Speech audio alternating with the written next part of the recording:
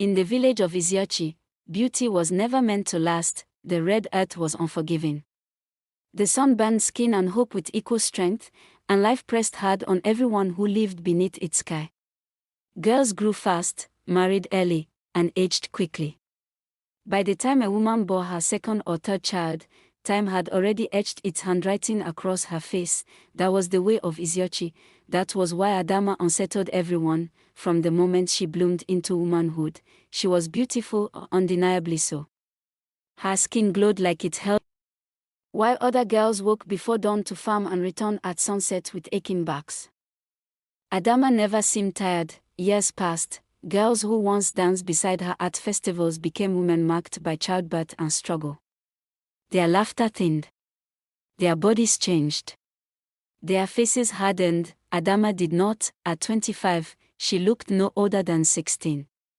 At 30, she was still the same Adamma, smooth-skinned, soft-voiced, radiant. Time simply passed her by, as if afraid to touch her. At first, the village admired her. She is blessed, the women said.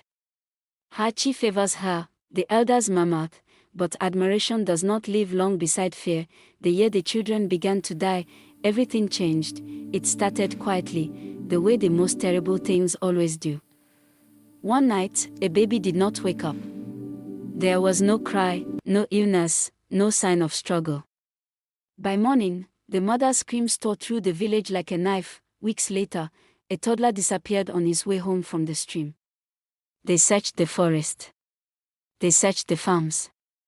They called his name until their throats bled. He was never found. Then another child died. And another, always at night, always children, never adults. Sleep abandoned Iziochi. Mothers clutched their children until dawn.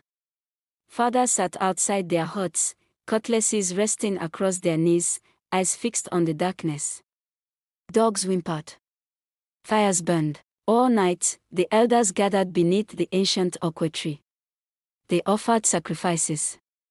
They consulted diviners.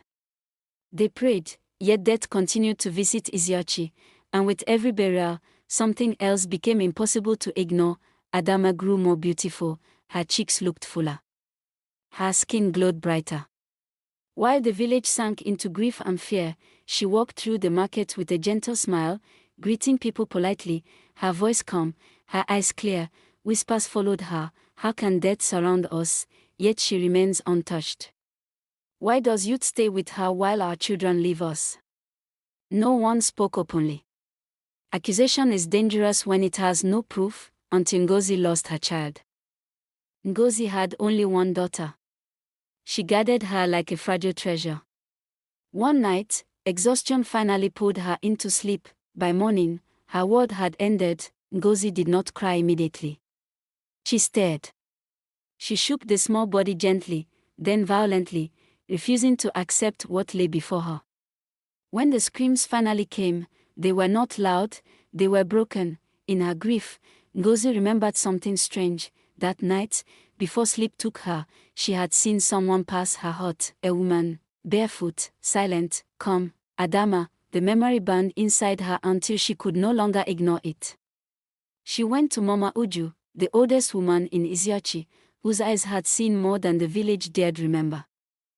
Mama Uju listened without interruption. When Ngozi finished, the old woman sighed deeply. There are beauties that do not feed on food, she said softly. There are faces sustained by what should never be eaten.